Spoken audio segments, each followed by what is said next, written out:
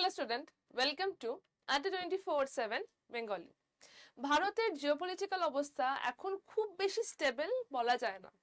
কিছুদিন আগেই পেহেলগামের হত্যাকাণ্ড, তারপর অপারেশন সিন্দুর, তারপর ভারত এবং পাকিস্তানের মধ্যে যুদ্ধের ঘোষণা এবং তারপর সিজ ফায়ার। এবং এটা ঠিক যে সিজ ফায়ার হওয়ার পরেও পাকিস্তান কিন্তু ফায়ারিং কন্টিনিউ করেছে।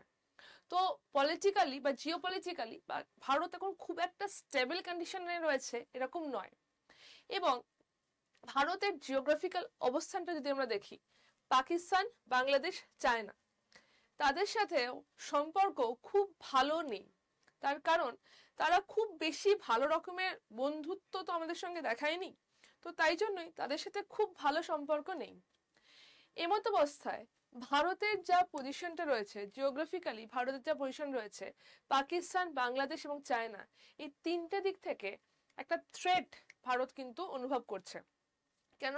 আমি আগেই বললাম যে ভারতের সাথে এই তিনটে দেশ খুব বেশি ভালো বন্ধুত্ব কিন্তু শো করেনি।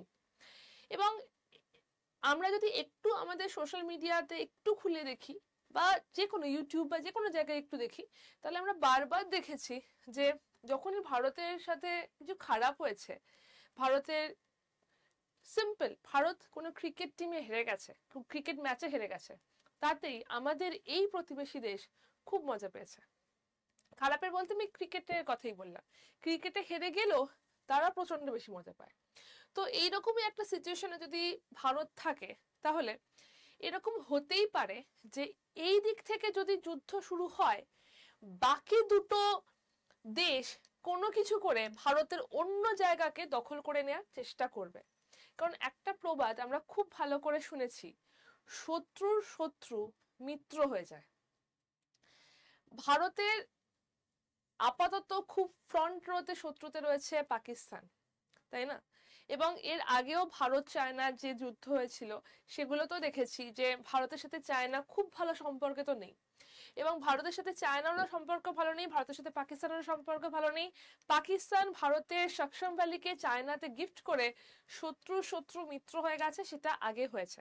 এবং পাকিস্তানের যা ডিফেন্সের যা ইনস্ট্রুমেন্ট, তাও চায়না থেকেই এসছে। পাকিস্তানের নিউক্লিয়ার টেস্ট ইভেন চায়না থেকেই করা হয়েছে। তো শত্রুর শত্রু মিত্র হয়ে গেছে, সেটা খুব অবভিয়াস এই সিনারিওর ক্ষেত্রে। তো এনিওয়ে, তো যেটা বলছিলাম যে ভারত এমন একটা জায়গায় রয়েছে যেখানে ভারত তিন দিক থেকে শত্রুর মধ্যে ঘিরে রয়েছে। এবং এইরকম একটা খুব টান টান জিওপলিটিক্যাল অবস্থাতে ভারত তিন দিক থেকে একটা থ্রেট অনুভব করছে, যে কোনো একটা দিকে যদি ভারত কনসেন্ট্রেট করে, তাহলে বাকি দুটো দিক থেকে থ্রেটটা এসে ভারতের কোনো একটা জায়গাকে ড্যামেজ করতে পারে। এবং এইটাই can India deal with a three front war. তাই জন্যই বলা যায় যে হ্যাঁ, ইন্ডিয়া বর্তমানে হয়তো এই থ্রি ফ্রন্ট ওয়ার ফিল করছে বা অনুভব করছে। থ্রি ফ্রন্ট ওয়ার কি, আই গেস বোঝাতে পারলাম। তিনটে দিক থেকেই, তিনটে দেশ থেকেই এই যে টেনশনটা আসছে, সেটাকেই বলা হচ্ছে থ্রি ফ্রন্ট ওয়ার। এবং এইটা কেন আসছে, এটা কেন হচ্ছে ব্যাপারটা বলছি। একে তো পাকিস্তান একটা দিকে রয়েছে, সেখানকার যা কন্ডিশন সেটা অত্যন্ত সাংঘাতিক টেনশন রয়েছে, সেটা তো রয়েছে। বাকি আমাদের একটা অত্যন্ত সেন্সিটিভ জায়গা হচ্ছে শিলিগুড়ি করিডোর। শিলিগুড়ি করিডোর লোকেশনটা হচ্ছে এইটা হচ্ছে শিলিগুড়ি করিডোর লোকেশন। এই শিলিগুড়ি করিডোরটার সাথে ভারতের পুরো নর্থ ইস্ট কানেক্টেড রয়েছে। শিলিগুড়ি করিডোরটা যদি উইথ বলা হয়, এমন একটা জায়গা রয়েছে অনলি 9 কিলোমিটার, মাত্র 9 কিলোমিটার চওড়া জায়গাটা। তো এই শিলিগুড়ি করিডোরটাকে যদি অ্যাটাক করা হয়, শিলিগুড়ি করিডোরকে যদি চায়না এবং বাংলাদেশ দুজনের মিলিত অবস্থায় অথবা যে কোনো একটা দেশের থেকে অ্যাটাক করা হয়, তাহলে ভারতের নর্থ ইস্ট একটা সাংঘাতিক সিচুয়েশনে চলে যেতে পারে।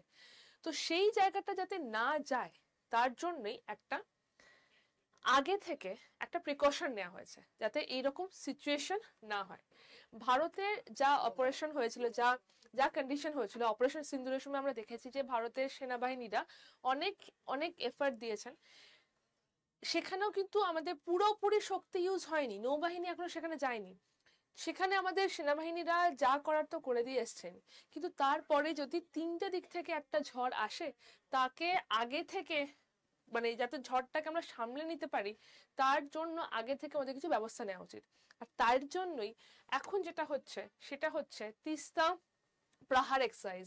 তিস্তা প্রহার এক্সারসাইজ হচ্ছে এমন একটা জিনিস যেটা ভারতের শিলিগুড়ি করিডোর এই জায়গাতে কিছু কিছু মুভমেন্ট, কিছু মিলিটারি মুভমেন্ট, কিছু মিলিটারি ট্রেনিং লক্ষ্য করা গেছে।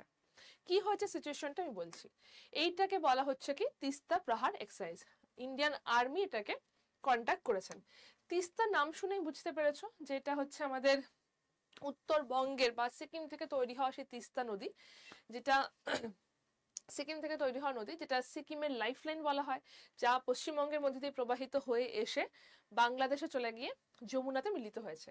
সেই হচ্ছে তিস্তা নদী। তার আগে আমি কিছু ভিডিও তোমাদেরকে দেখাচ্ছি। আগে এইটা হচ্ছে ইন্ডিয়ান আর্মি এই ভিডিওটাকে বার করেছে।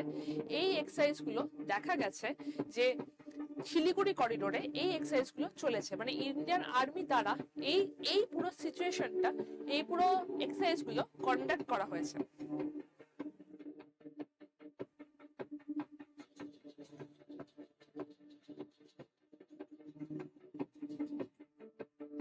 এখানে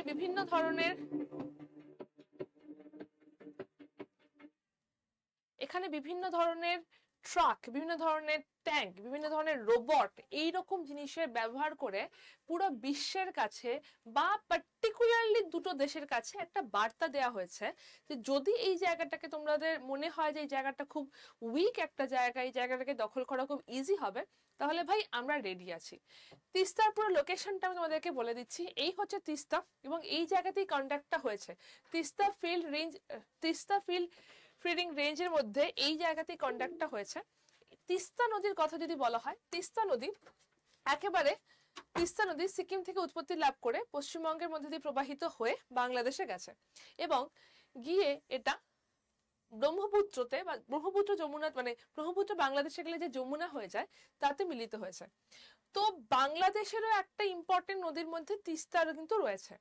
সেই জায়গাতে তিস্তাতে দাঁড়িয়ে যদি এই তিস্তা প্রহার এক্সারসাইজ করা হয়, তাহলে ভারত ইনডিরেক্টলি বিশ্বের কাছে একটা মেসেজ দিয়ে রাখছে যে যদি মনে করো যে আমার এই জায়গাটা খুব উইক, এই জায়গাতে তোমরা আঘাত করতেই পারো এবং এই জায়গাতে আঘাত করলে আমাদের নর্থ ইস্টটাকে তোমরা নিয়ে নিতে পারো, তাহলে ভাই আগে থেকে দেখে রাখো যে আমরা অপারেশন সিন্দুর করেছি এবং এর পরেরও কিছু করতে হলে তার জন্য আমরা প্রিপেয়ার রয়েছি। তো আমাদের কোনো একটা জায়গাকে খুব একটা উইক জায়গা হিসেবে ভাবাটা কিন্তু ভুল হবে। আমি একটা ম্যাপ নিয়ে তোমাদের শুরু করেছিলাম, আমি ম্যাপটা নিয়ে আবারও শুরু করছি। পাকিস্তানে যে মেন রিভার গুলো হচ্ছে সেগুলো সিন্ধু এবং তার উপনদীগুলো। বাংলাদেশের যে মেন রিভারটা সেটা হচ্ছে যমুনা, সেটাও কিন্তু এই আসামের মধ্যে দিয়ে, ব্রহ্মপুত্র আসামের মধ্যে দিয়ে যাওয়ার পরেই সেটা বাংলাদেশে গেছে, প্লাস তিস্তা যেটা ভারতের মধ্যে দিয়ে যাওয়ার পরেই বাংলাদেশে গেছে। এই সমস্ত জায়গার জলটাই কিন্তু ভারত হয়ে গেছে। এর আগেও তিস্তা নিয়ে ভারত সরকার এবং বাংলাদেশ সরকারের মধ্যে ডিসপিউট ছিল। এর আগে, এখন তো চলছেই সিন্ধু ওয়াটার ডিসপিউট। তো এইগুলো অলরেডি রয়েছে, এগুলো নিয়ে সমস্যার সমাধান এই মুহূর্তে তো হচ্ছে না। তার সমস্ত কিছুর মধ্যে যদি কেউ মনে করে যে ভারতকে থ্রেট দেওয়া যেতে পারে, ভারত একটা খুব উইক সিচুয়েশনে রয়েছে যেখানে ভারত ঘিরে রয়েছে তিনটে দিকে তিনটে শত্রুর দ্বারা, তার আগে থেকে পুরো বিশ্বের কাছে এবং পার্টিকুলারলি কয়েকটা দেশের কাছে একটা মেসেজ পৌঁছে যাওয়া খুব দরকার যে ভাই মনে করে রাখতে পারো, অনেকে মিলে আসতে পারো, আমাদের শক্তিটা কি আছে জেনে নাও, তারপর কথা বলতে এসো। এবং তাই জন্যই আমাদের নর্থ ইস্টকে এত স্ট্রং করে, আমাদের নর্থ ইস্ট করিডোরকে বা আমাদের শিলিগুড়ি করিডোরের মধ্যেই এই পুরো এক্সারসাইজটা হয়েছে, যেটা একটা পুরোপুরি আর্মি এটা কন্ডাক্ট করেছে তিস্তা প্রহার ইউজিং নেক্সট জেনারেশন ওয়েপন, যাতে কি কি ওয়েপন আমাদের কাছে আছে এবং কি কি ওয়েপন আমরা ইউজ করতে পারি, যদি দরকার পড়ে কি হতে পারে আগে থেকে দেখে নাও, তারপর তোমরা কোনো স্টেপ নিও, তাই না? যেটাকে বলা হয় precaution is better than cure. তো আগে দেখে নাও যে কি হতে পারে, তারপর কোনো অ্যাকশন নিও। আজকের এই ভিডিওটা এই পর্যন্ত রাখলাম। যদি মনে হয় ভিডিওটা ভালো লেগেছে, যদি মনে হয় এই ধরনের সেশন আরো বেশি করে চাইছো, অবশ্যই ভাবে লাইক করো, শেয়ার করো, কমেন্ট সেকশনে না তোমাদের মতামতটা লিখো, কারণ এই ধরনের সেশনে তোমাদের মতামতটা অনেক অনেক বেশি গুরুত্বপূর্ণ। তো অবশ্যই ভাবে কমেন্ট সেকশনে তোমাদের মতামতটা লিখো। ভালো থেকো সবাই, দেখা হবে নেক্সট সেশনে।